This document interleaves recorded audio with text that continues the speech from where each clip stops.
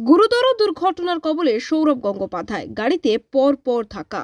ভারতীয় ক্রিকেট প্রেমীদের খুশির দিনে চিন্তার খবর। চ্যাম্পিয়ন ট্রফিতে অভিযান শুরু করেছে ভারত। প্রথম ম্যাচেই বাংলাদেশকে 6 উইকেটে বিশাল ব্যবধানে হারিয়ে দিয়েছে ভারত। দুবাইতে দুর্ধর্ষ পারফরমেন্স শুভমান গিল ও বাংলার পেসার মোহাম্মদ শামির। আর একই দিনে দুর্ঘটনার কবলে ভারতের সর্বকালের অন্যতম সেরা অধিনায়ক সৌরভ গঙ্গোপাধ্যায়ের। বর্ধমানে বিশেষ অনুষ্ঠানে যোগ দিতে যাচ্ছিলেন মহারাজ।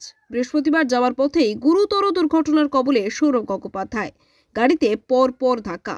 ঠিক কি হয়েছিল? বৃহস্পতিবার দুপুরে বর্ধমান যাওয়ার পথে দুর্ঘটনার কবলে পড়ে সৌরভ গঙ্গোপাধ্যায়ের গাড়ি। দুর্গাপুর এক্সপ্রেসওয়ে দিয়ে যাচ্ছিল সৌরভের গাড়ি। সিঙ্গুরের কাছে সৌরভের গাড়িকে আচমকায় চাপতে থাকে দ্রুত গতিতে যাওয়া একটি লরি। গা ঘেঁষাঘেঁষি করে যাচ্ছিল লরি।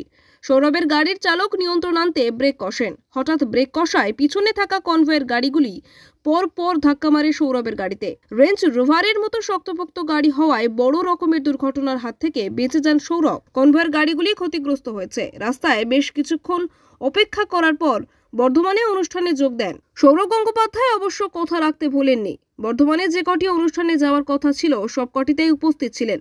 সৌরভকে রাজকীয় সম্বর্ধনাও দেওয়া হয়। আসার পথে দুর্ঘটনার কারণে মনের মধ্যে অস্বস্তি নিয়েও সকলের ইচ্ছে পূরণ করার চেষ্টা করেন। বাংলা দলে এখন জেলা থেকে অনেক ক্রিকেটার উঠে আসছে। সৌরভ বর্ধমানে গিয়ে এই প্রসঙ্গ তুলে ধরেন। আগামী দিনেও আরও অনেক ক্রিকেটার উঠে আসবে, এমনটাই প্রত্যাশা সৌরভের। মহারাজকে দেখে তরুণ প্রজন্ম প্রেরণা নিয়েছে। বর্ধমানের সমস্ত অনুষ্ঠান শেষ করে সন্ধ্যার দিকে কলকাতায় ফিরে আসেন সৌরভ। আপনি দেখছিলেন কলকাতা দর্পণ। আমি সারিয়া। প্রতিবেদনটি ভালো লাগলে লাইক, কমেন্ট ও নিয়মিত আপডেট পেতে সাবস্ক্রাইব করতে ভুলবেন না। নমস্কার।